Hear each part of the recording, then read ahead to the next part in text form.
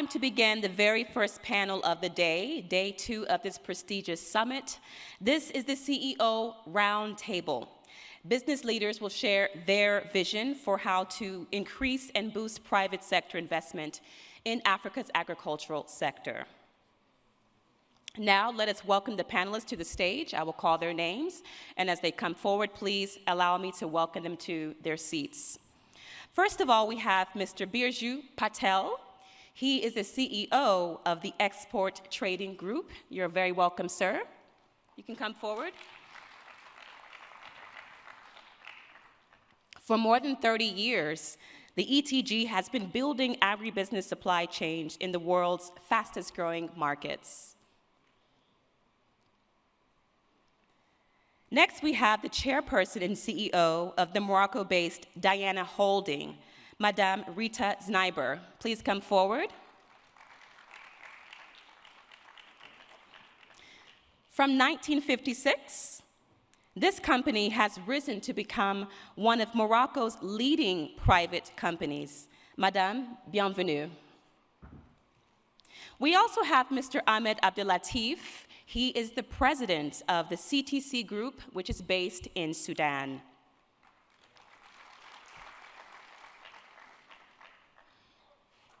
Your chairman recently received the Knight of the Order of the Star Award, sir. So congratulations, sir, for that award for your chairman, and you're very welcome to be here with us. We also have the chairperson of one of the largest agribusinesses in Nigeria, and that's Flour Mills of Nigeria, Mr. John Kumantaros. You're highly welcome, sir.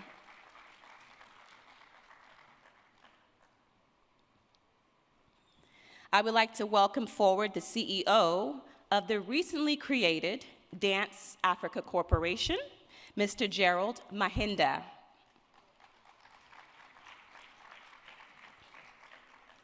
And I'm quite intrigued with this name, Dance Africa Corporation, so I'm going to ask for him to please give us a story on the background to that later. Thank you so much for joining us, sir.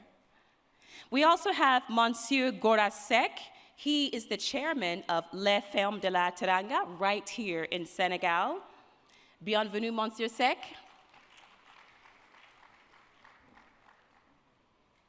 I would like to welcome Mr. Polycarp Igaf, the Chief of Growth Officer for the rest of Africa for the South Africa-based Tiger Brands. Thank you so much, sir, for joining us this morning.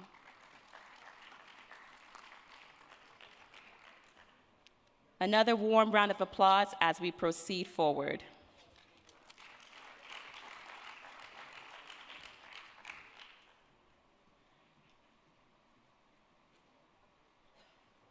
Let's create some intimacy here, so let me sit next to the panelist. So first, I would like for us to think about African startup companies. And yesterday, during the panel, there was a message, there was a theme. In order for Africa to achieve the transformation that it is looking for, it needs to be business-led. So I'm going to pose a series of questions. Please feel free to answer, to contribute as you see fit. Let's start with African startup businesses. A lot of young people are trying to get into the sector, into the marketplace, but it's very intimidating to do so, right? They need access to capital, they need sustainable business models. So can any of you actually give some recommendations on how young people can gain entry into this sector, access capital, and confidently move in the marketplace?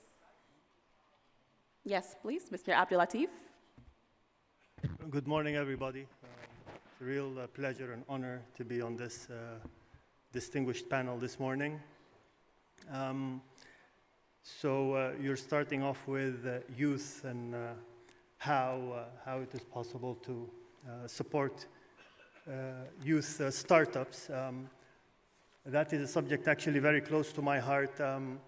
I founded the Sudanese Young Business Association a few years back, despite the white hair and the bald head not that long ago.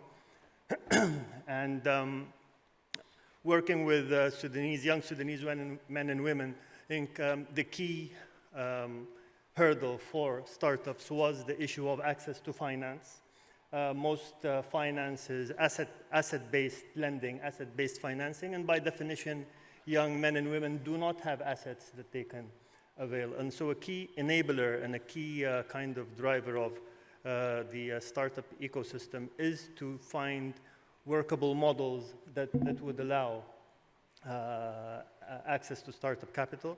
And what we did in Sudan, especially in agribusiness startups amongst youth, was to try to collect them into collectives, grouping them together, and through that they were able to access concessional microfunding, microfinance loans, and working with these cooperatives or collectives, we would then as a business be able to provide different types of guarantees to these cooperatives that would enable them to enter the market. And in two main streams, one was to actually enter into farming, direct farming, and the other was actually, and we found that was actually more kind of amenable to young startups, into agri-services, so providing things like harvesting, planting, crop protection services, so enabling them to access the capital, enter these businesses. And one important point is, from the start, this has to be looked at as a business proposition. So it has to be profitable, it has to operate on its own business merits. If it is looked at as, CSR or philanthropy, I think there goes the sustainability immediately. So it has to be from the start, if you're giving funding, even if concessional rates, you have to make sure that they understand that they have to pay it back, but you need to show them how and to enable them how they can then profitably engage in this activity. And from your experience, what are some of the barriers that young people are finding in trying to access capital? Well, again, I think one of the biggest barriers in Sudan, I would expect in the region, is legislation. So, if by definition funding institutions, banks and others are not allowed to lend except against hard guarantees, then that's a hindrance right there. Then various mechanisms also to de-risk. Again, youth are considered, a much kind of higher risk proposition when it comes to funding. So if the private sector or institutions can find ways to help with de-risking. In agriculture, for example, one of the big risks we see is because most agriculture in our region is rain-fed. So agri-insurance is a very big enabler. Otherwise, you're back in the vicious cycle of working on basically subsistence farming, where you do not invest any money into, agri-inputs, et cetera, because you're afraid if you're one of the unlucky 0.5% where the rain does not come, it wipes you out totally and you're in very deep trouble. So agri-insurance, for example, would be a big enabler for agri. Thank you for your insights. Any other contributions? Chika, if I can just add to what Ahmed said, I think we have to look at the whole paradigm. And I mean, the world is really from the water and the land right to the end user is one continuous integrated supply chain. And everyone plays somewhere along that supply chain, whether it's in the farming or the collection or the processing and manufacturing or the logistics or distribution. Everybody is one fully integrated supply chain. And my 10-year-old son said once when his mother asked him what was the strongest country in the world, he said, Amazon.com. Wow. Because it is about the supply chain. So Sure. my point is that we have to look at the whole supply chain, and it's not just agriculture, it's how agriculture fits into industry and how it fits into distribution and all along the chain. And I think that there is a greater opportunity now as the supply chains become, by definition, more localized, that there are opportunities in that supply chain, whether it's, as Ahmed said, in providing agronomic services or weather forecasting or hiring tractors to farm the land or drones, drone farming, or being a distributor. There are many opportunities to plug and play in the private sector along the supply chain, value chain.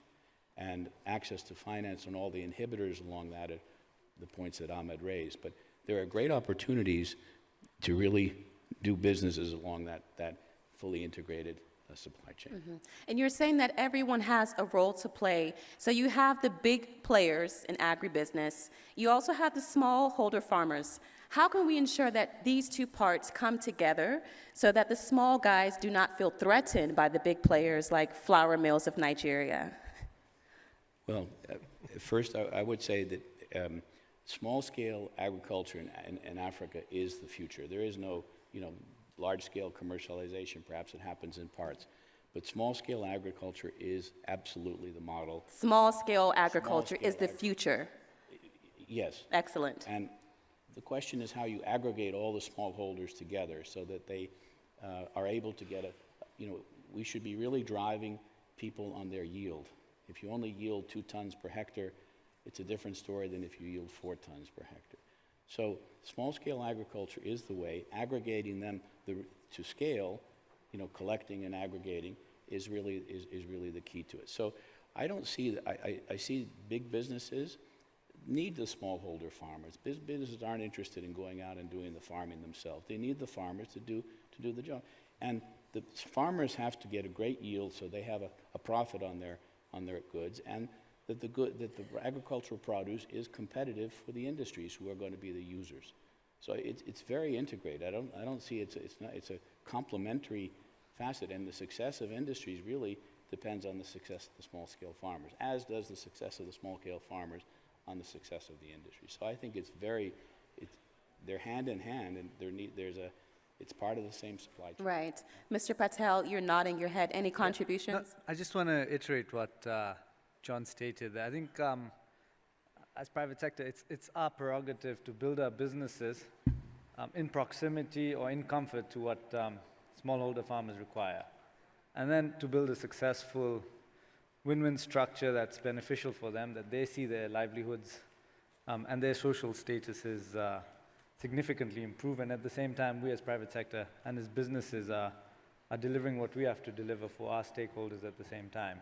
So yeah, just to iterate and agree with what John is saying there. And also, your company excels in supply chains. Can you talk about the greatest bottlenecks in the supply chain in the Africa sector? As private sector, we always dream of this idealistic utopia, right? But I think most of my panelists here will agree that's far from the case. For many reasons. I mean, as a business that we operate across 30 countries in sub-Saharan Africa, and we have to deal with different cultures, different complexities, right? But at the end of all of it, and we also have to make good returns for stakeholders, for investors, etc. But at the end of it, I think we've realized we need to have a good balance between returns and social development. And so, many challenges surface themselves, and today we have challenges in the form of lack of forex liquidity, regulations in certain markets, policy environment perhaps that's not conducive for certain transactions or rigorous borders. So these are different challenges that we usually do face operating across many of these markets. But by and large, at the end of the day, it's for us as business and private sector to find avenues to mitigate a lot of these bottlenecks, right? And I guess that's why we are here, to talk about some of the wins that we may have achieved. Yes, there's a lot of hard work that goes behind it, but the ability to manage bottlenecks, whether it's dilapidated port infrastructures or to drive investments towards there, talking to financial stakeholders, talking to government stakeholders about what is in their best interests, ultimately helps us define and sort of break away these boundaries that may have been created. You talked about regional differences, and this very much interests me. But first, let's stay on the topic of bottlenecks. I'd like to hear from Madam Znibber. How has your company been able to manage some of the supply chain bottlenecks in Morocco?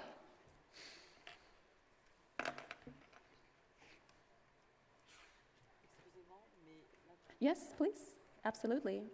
Sure, no problem.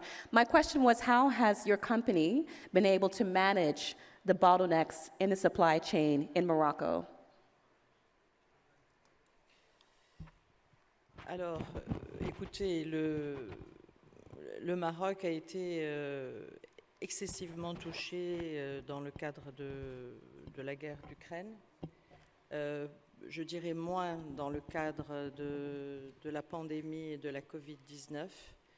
Et aujourd'hui, le goulot d'étranglement, c'est la disponibilité et la logistique. Et là, les difficultés sont énormes.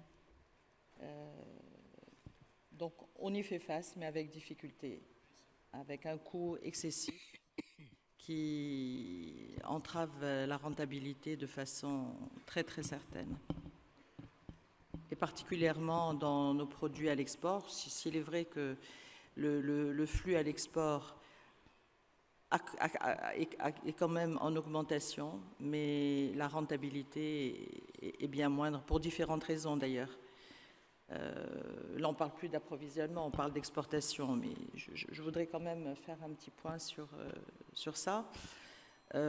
Si on a vu croître nos exportations de fruits en particulier, de légumes, il faut quand même savoir que le coût de la logistique, l'agilité de la logistique ont été extrêmement touchés, et que les conditions climatiques de ces dernières années, et en particulier l'année dernière où le froid était quasiment totalement absent avec une quantité de pluie très faible, la qualité des fruits, la qualité des légumes ont été extrêmement impactés, et doublement, triplement, quadruplement impactés par les temps de transition dus à une logistique qui n'était pas à l'écoute des besoins et qui a sauté sur l'occasion pour prendre en otage les exportateurs. Thank you very much for those insights.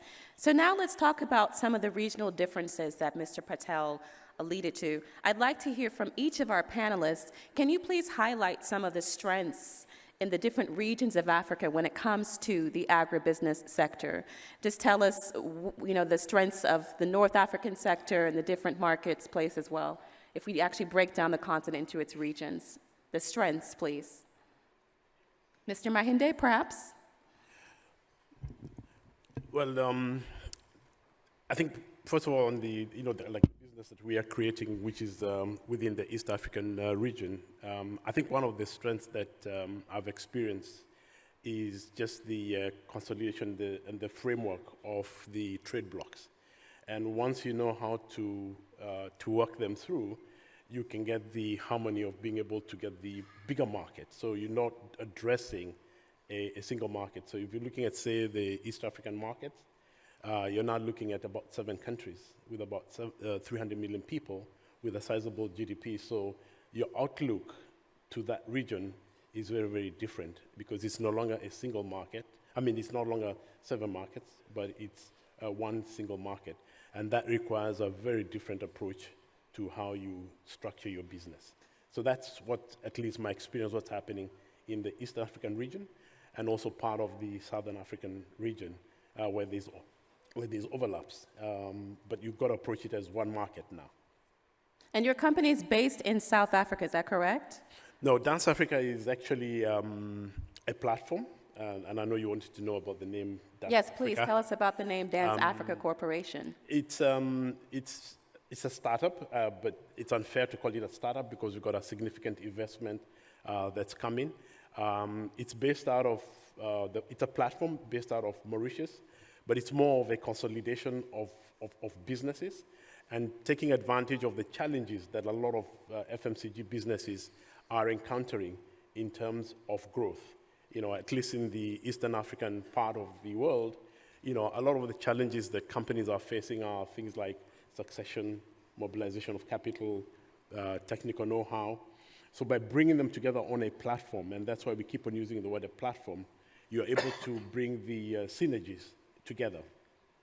So out of that, that's where we have brought on board our first business, which is the Bidco business. So that's actually happening now, and that's the first initiative. So our strategy is adding joy to life. That's our overall strategy. And when that happens in Africa, you dance. So Excellent. it's about happiness. I know we can talk about the challenges, the gloom and doom in Africa. I mean, we just change the narrative, and the outlook is happiness, and therefore design the business in a very different approach, and that's what we're doing right now. Thank you so much. Mr. Igath, I see you nodding in approval. Any thoughts on your end? Thank you very much. I come here to represent Tiger Brands. We have 100-year history in Africa, primarily in South Africa, in converting agri-commodities to branded, fast-moving consumer goods across the span. So the biggest strength that we see across the continent where we sell our goods is really the population, the youthful population. As you know, in other countries, they are dealing with an aging population. A youthful population is a market for agriculture. So, and not only is it youthful, it's urbanized, very fast urbanizing. And that creates the right ground and platform for agro-processing and agricultural products. So we have experience in taking groundnuts, in taking maize, in taking wheat, in taking sorghum, cocoa, sugar, right through factories, which we have 41 of them, and selling these products across the continent. And the biggest bottleneck is not demand. Actually, it is supply. And this question of supply to the consumer, the route to market to the consumer, is perhaps a bottleneck we need to do. And that's why we need more dancers across the continent to get the product to the consumer. The frictionless movement of goods across borders is perhaps a big achievement we can get out of this conference when private sector interacts with government. The hurdles, for instance, just to come to Senegal, Dakar, or for a businessman, the number of times your visa has to go to how many embassies? Yeah, sure. You're coming from which city? We need a little bit of the Schengen magic. You're coming from which city? Nairobi. Okay, so how many times did you have to show your passport? So the frictionless movement of people and goods is something we need to address very quickly to enable the rest of us who are widget makers to get on with it, and also to get our goods moving and our trucks moving. We need more, for lack of a better word, we need policy that guides, not policy that guards against frictionless movement of goods. But there's no better place to be in the world than our continent today. Sure. Can you also highlight from your experience the different strengths of the market? So East African market, West African, Central, North, and Southern. I think the biggest, I've spoken to it, it's the youthful population, I would say, and you've got to understand the palates and the cultures, the West, the North, the East, and the Southern region. We are tasked with a job of really immersing ourselves into those cultures and delivering products from commodities that meet the palates and the tastes profiles of customers in those markets. And I would say on the East, I think the biggest strength is the debottlenecking of logistics. Many people on the East and Central of Africa live 1,000 kilometers from the sea. The rest of Africa lives on the sea. We are seeing the trains, the connection of the standard gauge railways through Tanzania, Uganda, Kenya.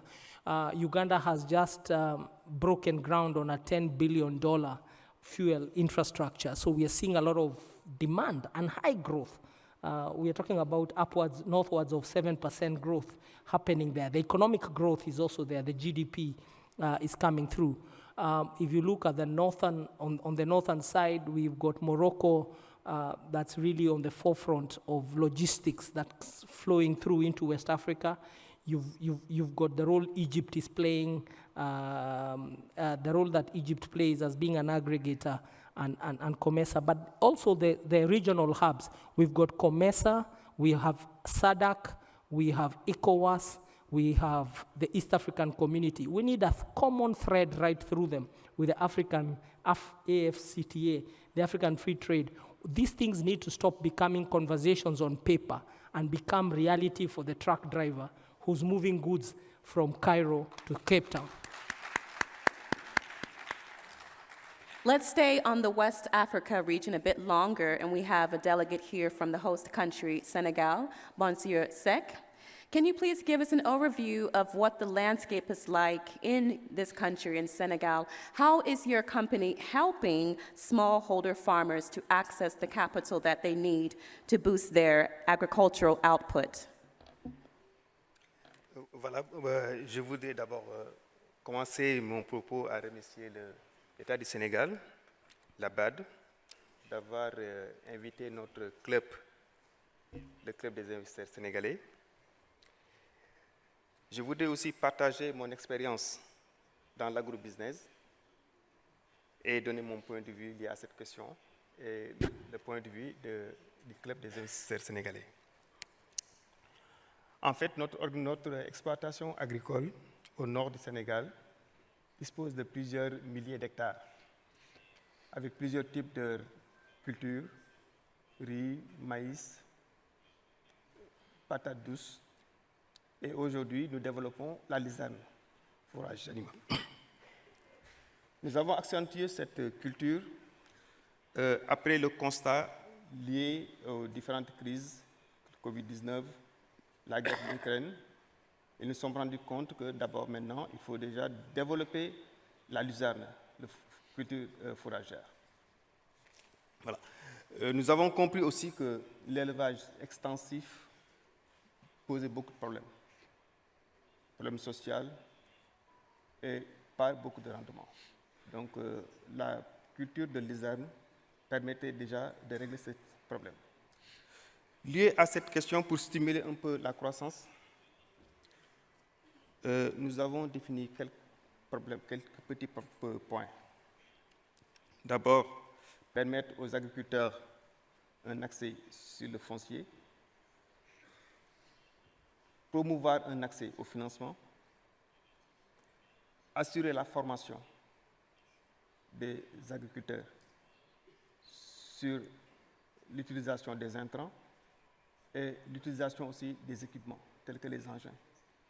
Parce que déjà, nous rendons compte que, en général, le producteur n'a pas une bonne maîtrise par rapport à l'utilisation de l'engrais, à l'utilisation des machines, des engins. Donc ça, développer une formation pour les agriculteurs. On a aussi un problème sur la fiscalité, c'est-à-dire réduire les coûts fiscaux pour permettre déjà l'agriculteur qui importe du matériel puisse quand même avoir accès à des taux assez confortables. Et atténuer surtout l'importation de certains produits qui concurrencent la production locale. Là, je voulais dire, par exemple, il y a des multinationales qui amènent des produits à des coûts assez bas, tandis que ça peut permettre l'agriculteur qui est local, par exemple celui qui produit des oranges ici au Sénégal, je veux dire, son coût de production est assez élevé. Le multinational qui amène son produit peut lui apporter des problèmes. Donc là aussi, c'est un problème à régler. Voilà, je pense que ça, c'est les différents points que nous avons quand même identifiés. Le financement, l'accès au foncier, la fiscalité et la protection des entreprises locales par rapport aux multinationales. Voilà. There is another issue, Monsieur Seck, that I'd like to raise. If we look at the city of Saint Louis, you have a farm in Saint Louis where you all are growing alfalfa leaves. Saint Louis, of course, we know is suffering from erosion with the rising sea levels. Can you talk about how farmers in Saint Louis are trying to manage not being completely swallowed by the ocean and what your company is doing on this sector, in this issue? En fait, notre entreprise se situe sur le nord, après Richard-Toll, un peu loin de la région côtière. Nous sommes entre Richard-Toll et Rospetio. Donc, nous n'avons pas aujourd'hui ce problème d'érosion de terre, parce que les surfaces sont assez vastes. Et nous avons un accès direct sur l'eau de source parce que nous tirons notre eau à partir du lac de Guiers. Donc, nous ne sommes pas encore confrontés à ce problème d'érosion au niveau de nos terres. Par contre, on a un investissement de TIFA.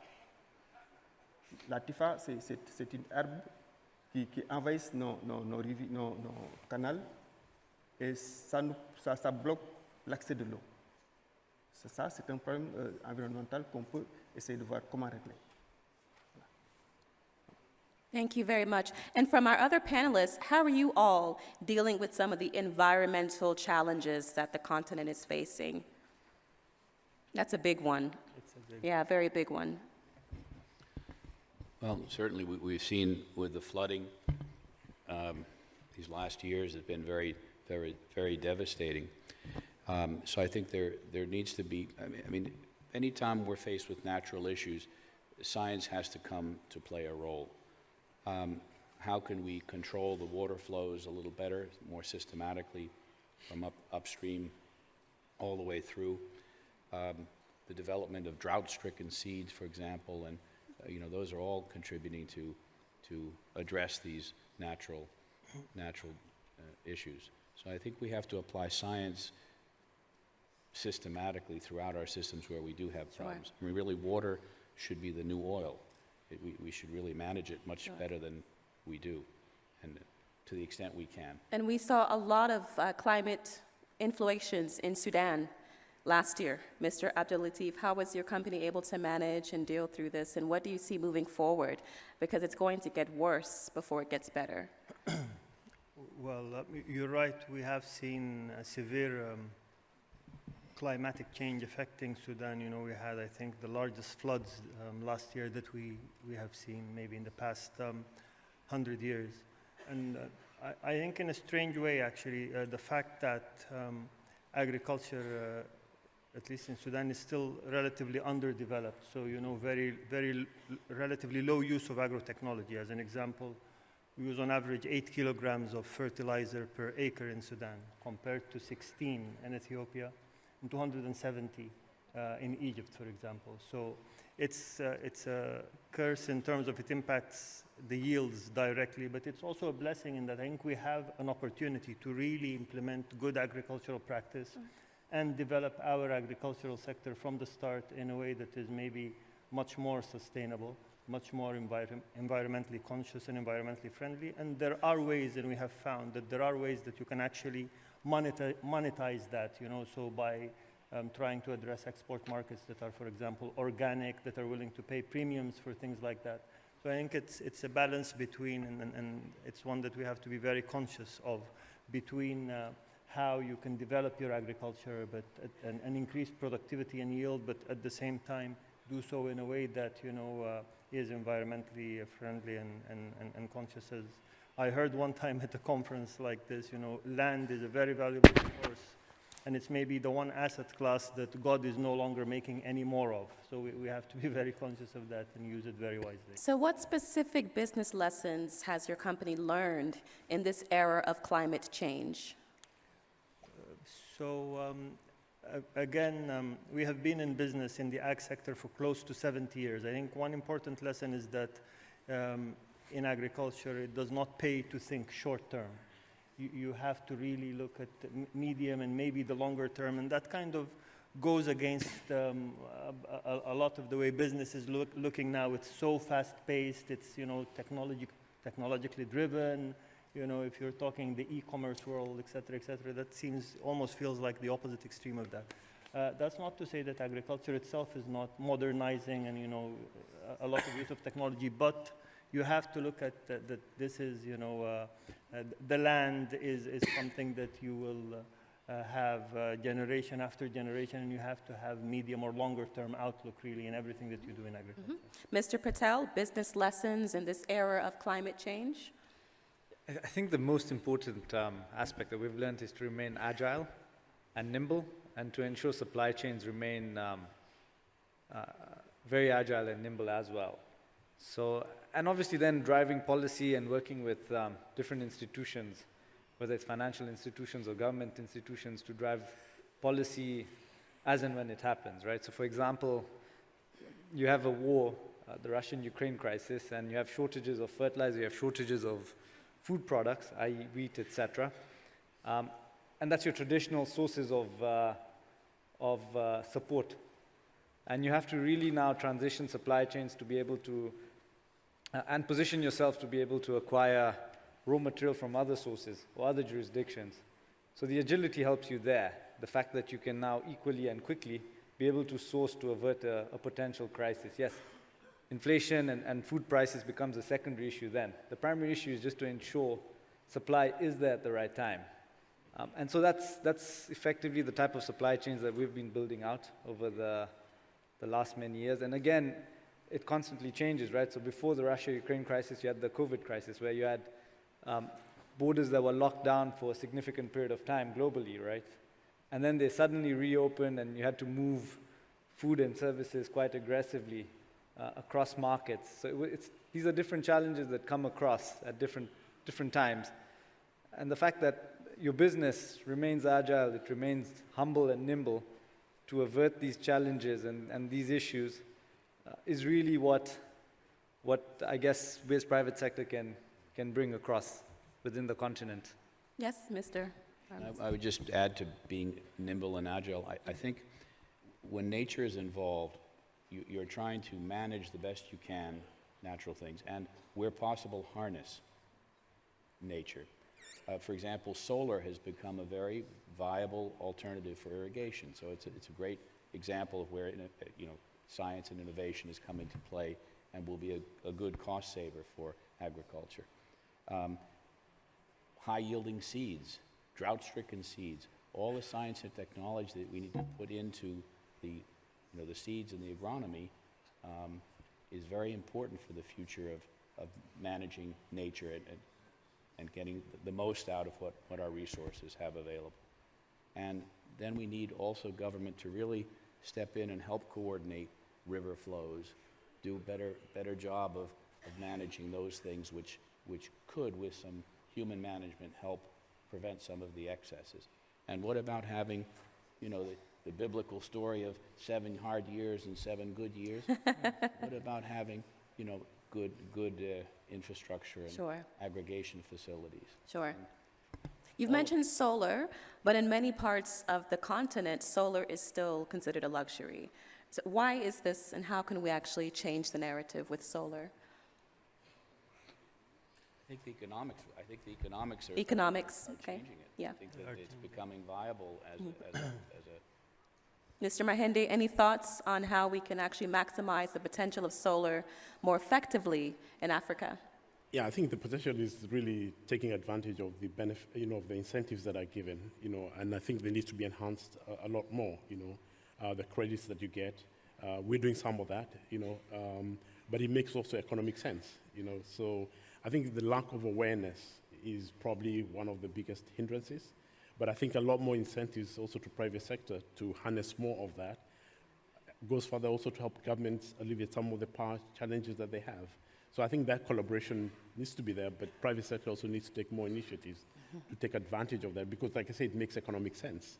We put in solar panels where we can, because first it makes economic sense from a business point of view, but also from a national point of view, it helps alleviate the power issues. So I think it just makes economic sense. Yeah. So for all the entrepreneurs out there, the young entrepreneurs, solar is a sector to be looking at. And imagine if we're able to produce a solar-powered small irrigation pump for the smallholder farmer that's viable and economical. Isn't that a win across the board? So It's already available. And speaking of solar panels, I was very surprised here in Senegal, a lot of the filling stations, the gas stations, are selling solar panels at low prices. So that's something that we have to emphasize and to acknowledge, solar panels being sold at filling stations here in Senegal. So Monsieur Seck, can you talk a bit more about how smallholder farmers, do they have access to these solar panels? Is it just in Dakar? What does it look like across the country of Senegal with accessing solar panels for farmers? Oui, aujourd'hui, le petit agriculteur a l'accès sur les panneaux solaires. Aujourd'hui, il y a des pompes solaires qui sont déjà... Il y a plusieurs agriculteurs, petits agriculteurs, qui utilisent les pompes solaires.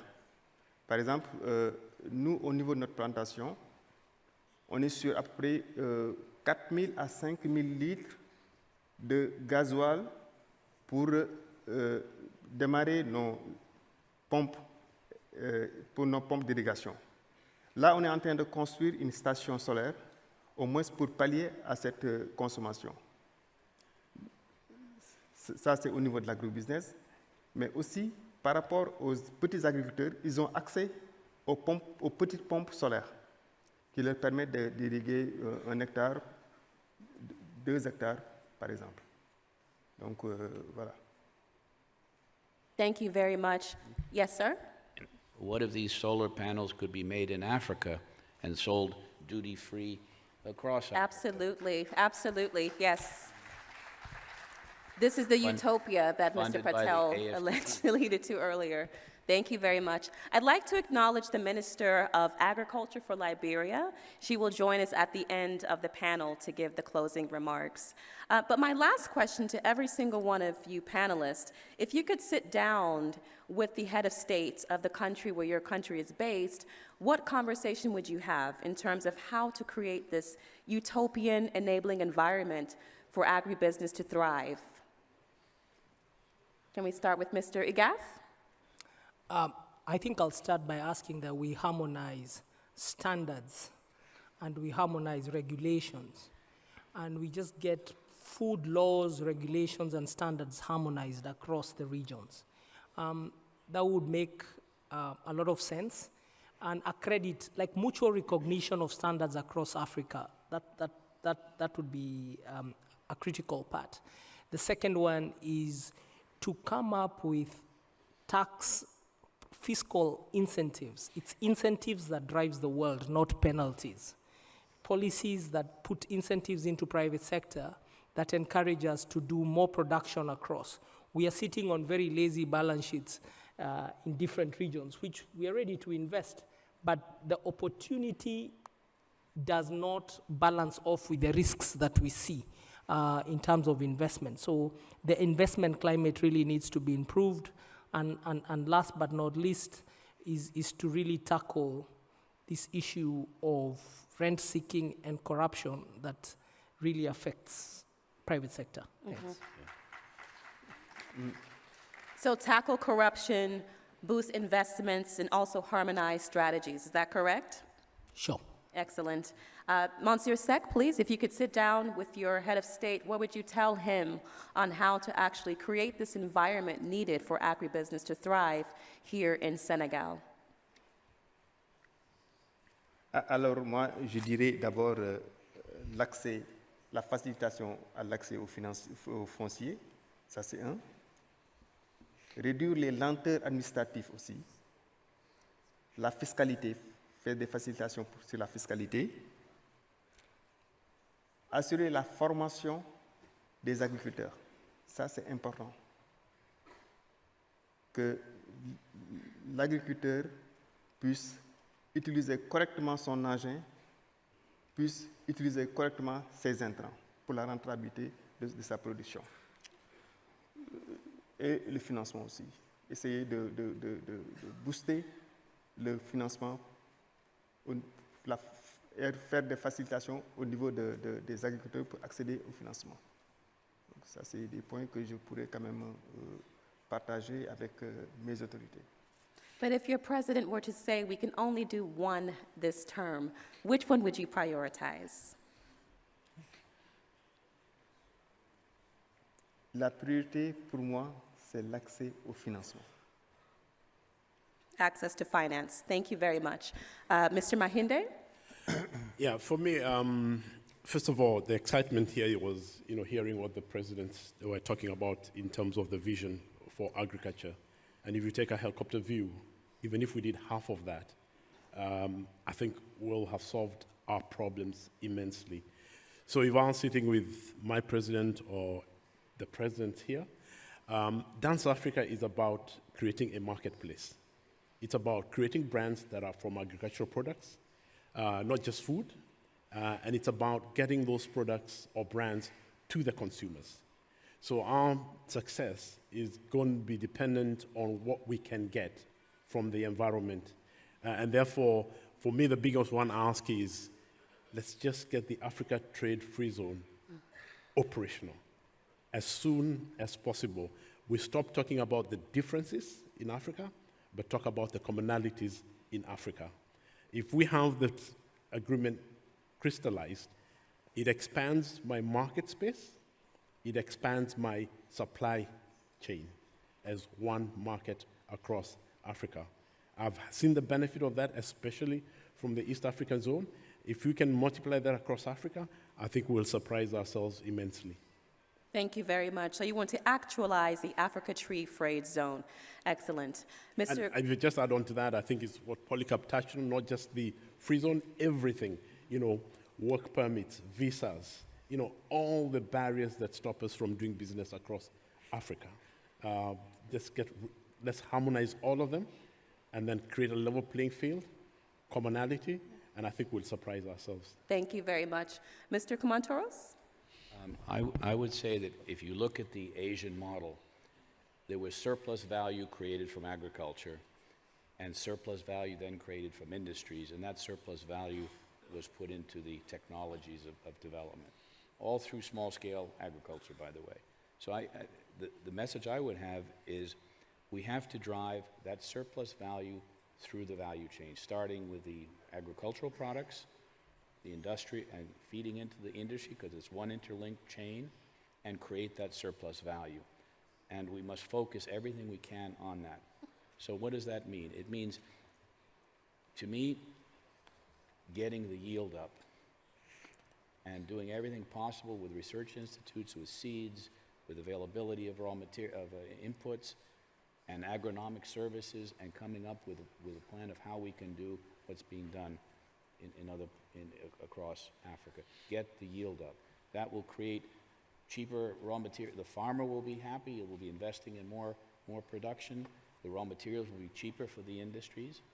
In the case of protein, for example, if maize is abundant and cheap, it means the animal feed is going to be cheap. It means the protein is going to be cheap. And it's going to be a viable supply chain going forward. So really work on getting yield.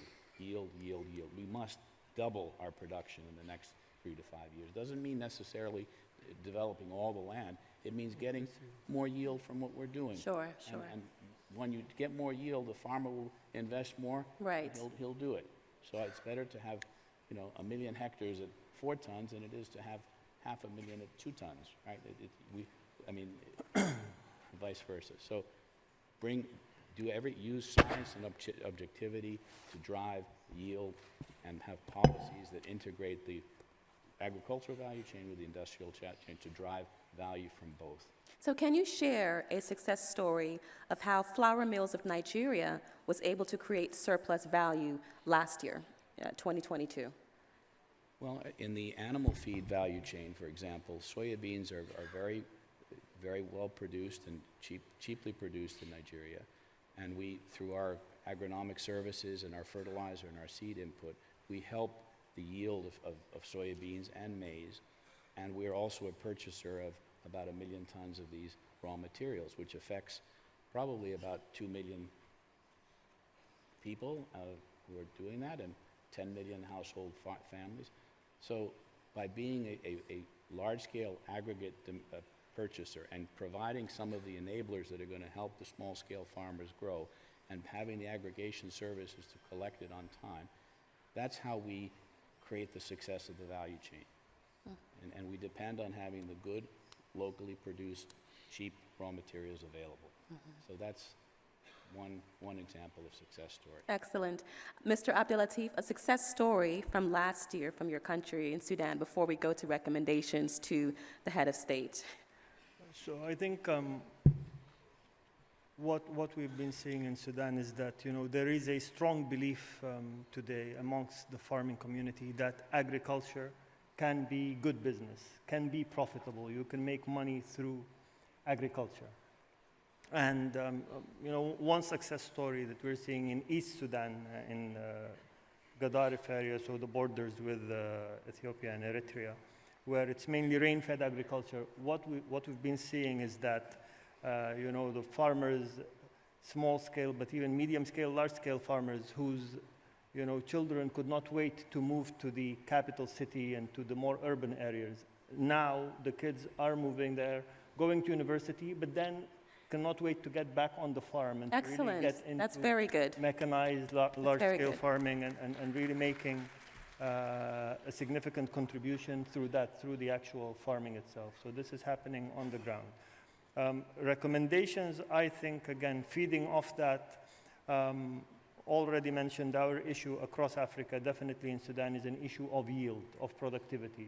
The average productivity for our staple cereal, which is sorghum, was 200 kg per acre in the 1960s, and it was about the same in Brazil.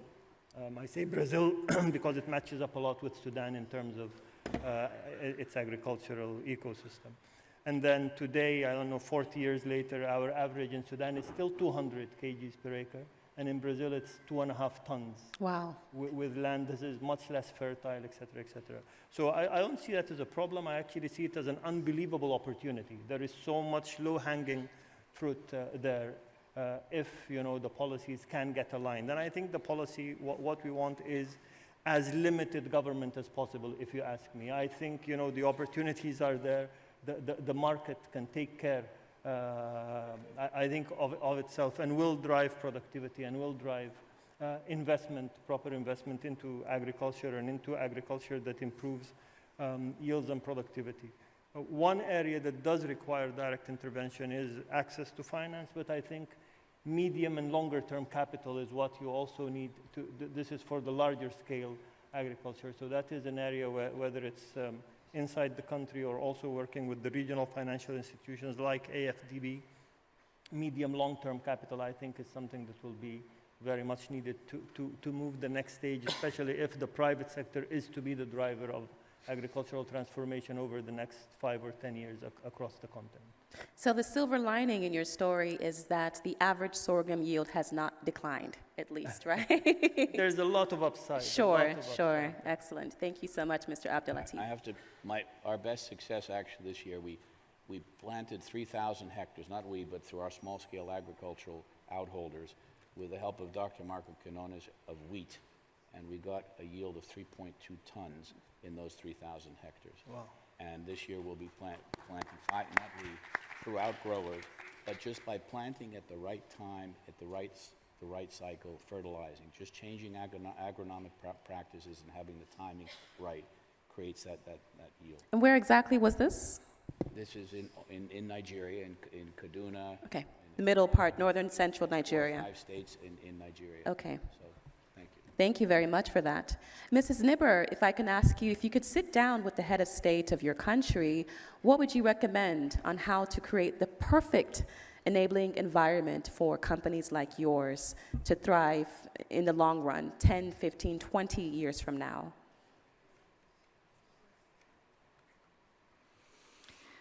Alors, écoutez, je pense que la situation du Maroc est un petit peu particulière par rapport à tous les cas qui ont été évoqués. Je pense qu'au Maroc, beaucoup de mesures ont été prises et depuis longtemps. Je pense que le niveau atteint par les agriculteurs de façon générale est quand même très élevé, même pour les petits agriculteurs, parce qu'ils sont quand même entourés depuis quelques années par l'Office chérifien des phosphates, qui a mis à leur disposition beaucoup d'accompagnement en termes d'intrants agricoles, en termes de technologie. Maintenant, il faut bien dire que le nerf de la guerre pour l'agriculture au Maroc, ce n'est pas seulement le financement ou le refinancement de la dette, parce que ça aussi, il faut en parler. Quand on s'endette pour développer un secteur et que les conditions climatiques ou de marché ou nées des conséquences d'une crise de Covid ou de la guerre en Ukraine posent problème, Il faut savoir qu'au Maroc, le problème actuel auquel nous faisons face, avec difficulté, c'est le problème climatique. Et quand on dit climatique, ce n'est pas simplement les ressources en eau, c'est vraiment un bouleversement au niveau des températures qui ne sont, pour donner l'exemple de l'année dernière, les températures négatives dont nous avons absolument besoin, particulièrement dans l'arboriculture. Le nombre de jours de froid par an a été très très bas. Donc avec des conséquences très mauvaises. Les nappes phréatiques se sont quasiment asséchées partout. Et personne ne pouvait prévoir qu'on serait déjà à notre 6e année, on peut dire, de sécheresse. Donc si des dispositions étaient prises, mais c'est très coûteux aussi, il faut le savoir, ce sont ces usines de dessalement, de désalinisation de l'eau, on a été pris de court. Et par exemple, je vais donner l'exemple de la région de Berkane, dans le nord-oriental du Maroc, qui est une région très riche, à vocation agrumicole, et en particulier pour la production de la clémentine de Berkane. Bien, c'est une région qui aujourd'hui est sinistrée, alors que nous, gros faiseurs dans cette région, avons agrégé énormément d'agriculteurs, avons créé une station d'une capacité très ambitieuse. Nous nous retrouvons aujourd'hui confrontés à une situation délétère, à savoir que les petits agriculteurs ont commencé à arracher. Les gros agriculteurs font un minimum pour maintenir leur verger. Et puis, vous avez derrière les coûts engagés auxquels on ne peut pas faire face. Par exemple, une station de conditionnement qui ne peut plus trouver d'intrants pour justifier son fonctionnement. Donc je dirais qu'il faudrait juste être encore plus agile, parce que là on est un peu paralysé par tous les événements qui nous tombent dessus.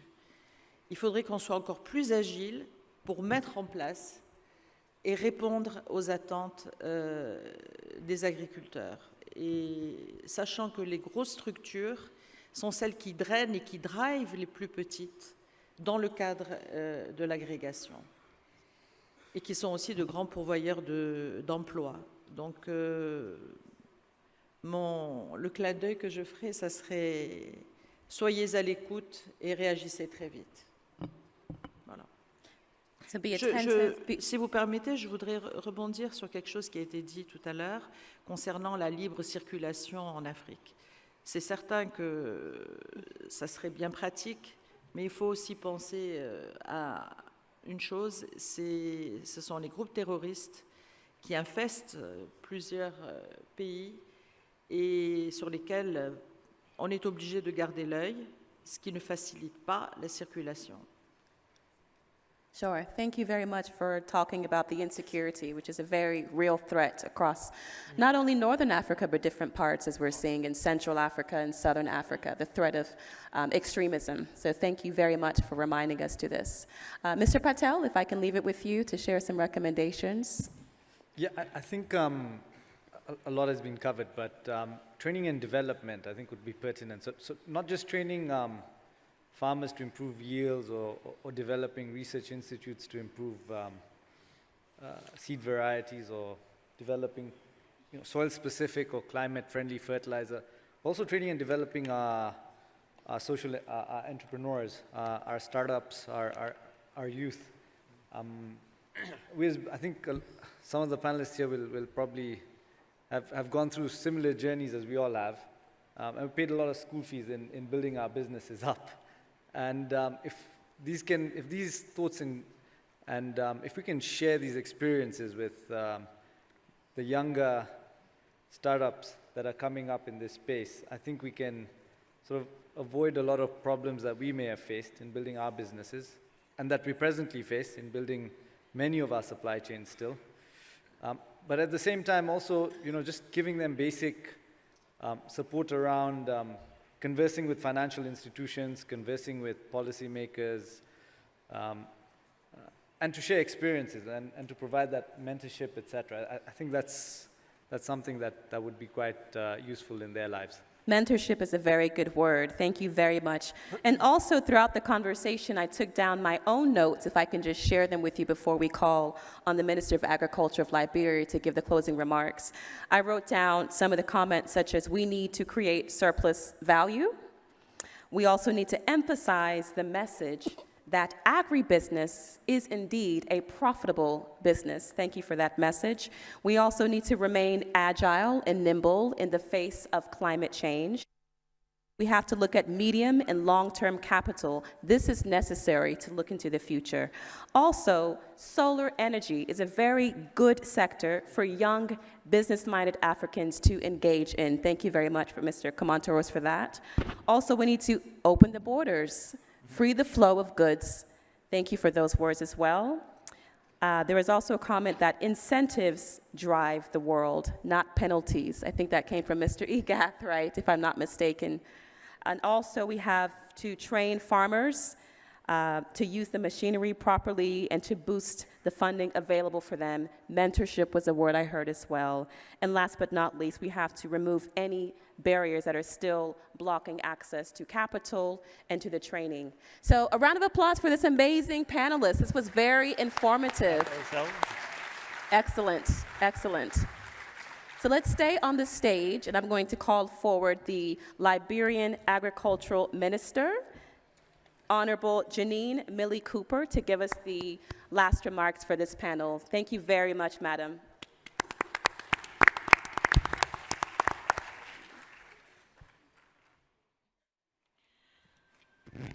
Thank you very much, Ms. Odua, and thank you to the organizers for allowing me the privilege to give remarks to close this segment of such an important conference.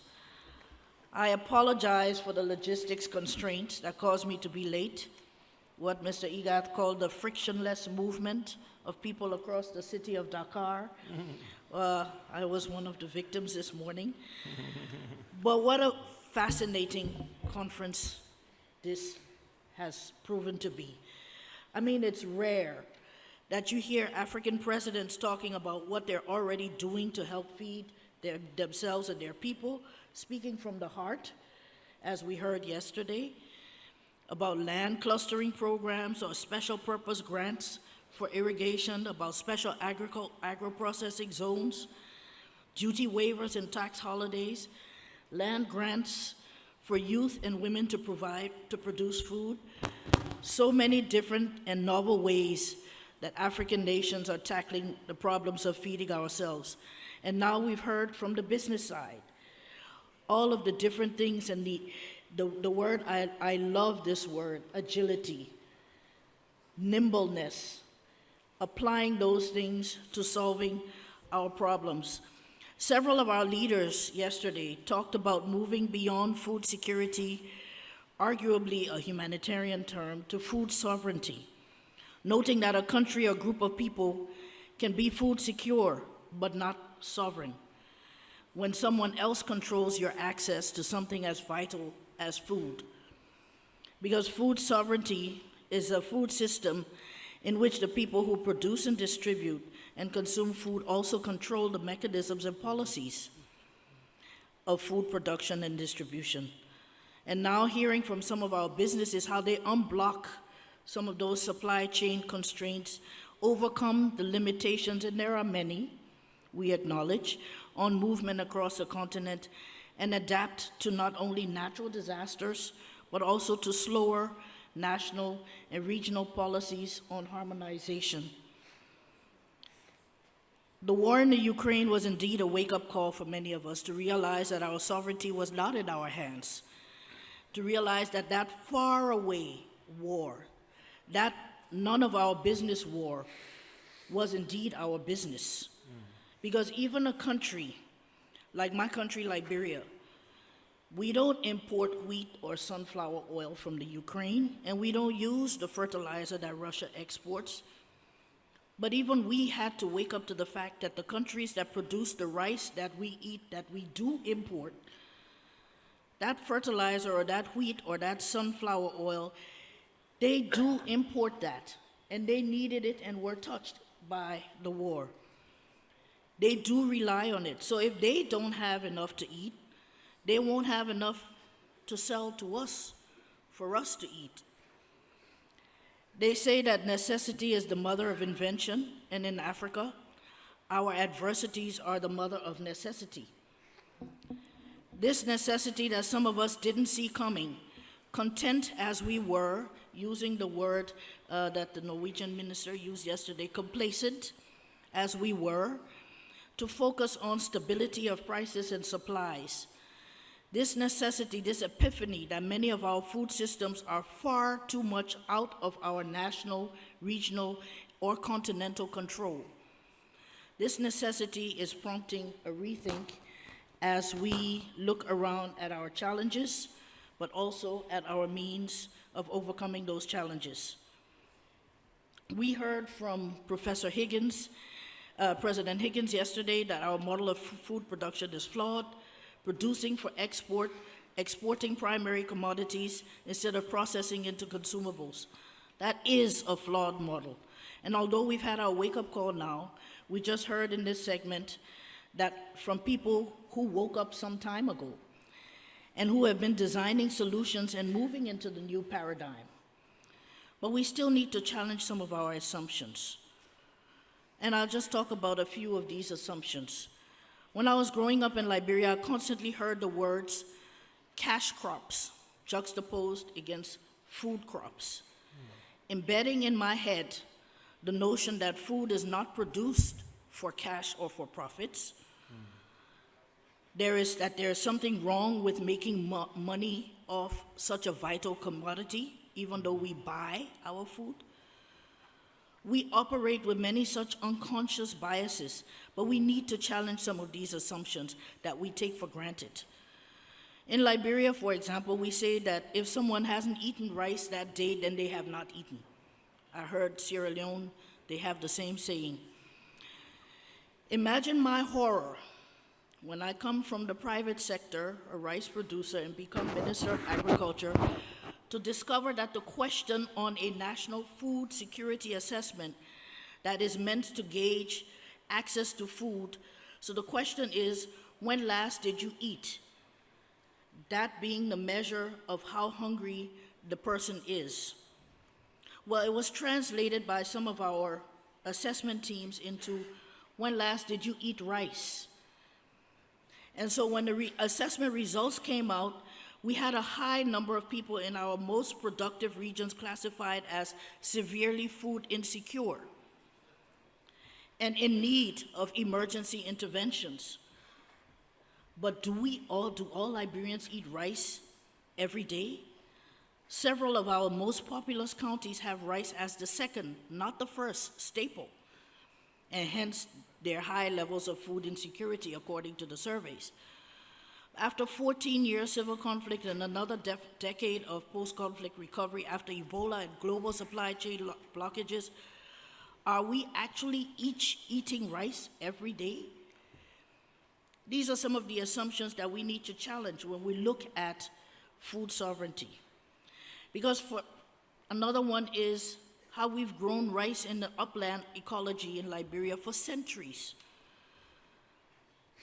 When we set up our agricultural research stations, we developed rice varieties that not only grow well in our ecology, but that can attain the high yields that the new imported varieties tout. We have varieties that grow in 80 to 90 days on the thinnest of stalks.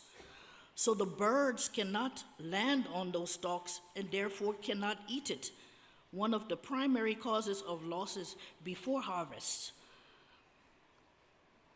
But we lost some of our institutional memory during our Civil War, and now we assume that only certain varieties, only hybrid imported varieties can do well in Liberia, and only with certain inputs, and only in lowland ecologies like we see the Vietnamese and the Thai people planting, not the upland ones that our farmers are familiar with.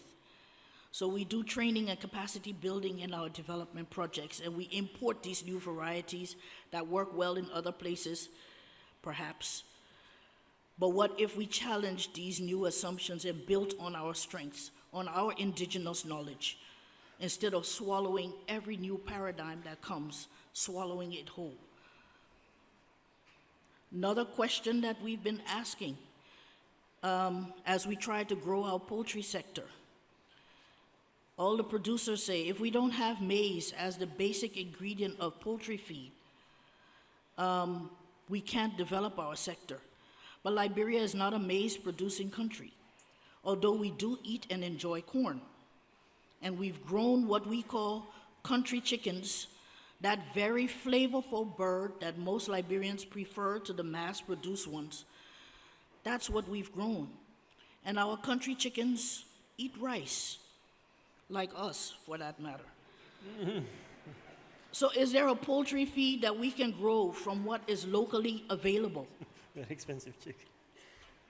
The answer is yes, and it can be grown to scale. But we have to challenge some of the paradigms that are fed to us.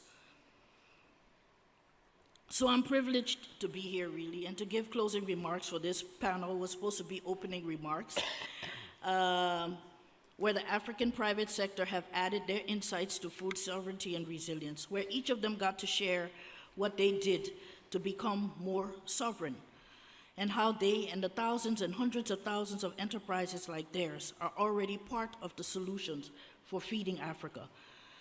I note that these companies have several things in common: humble beginnings, sometimes family enterprises, diversification. They're all groups of companies, not just one company.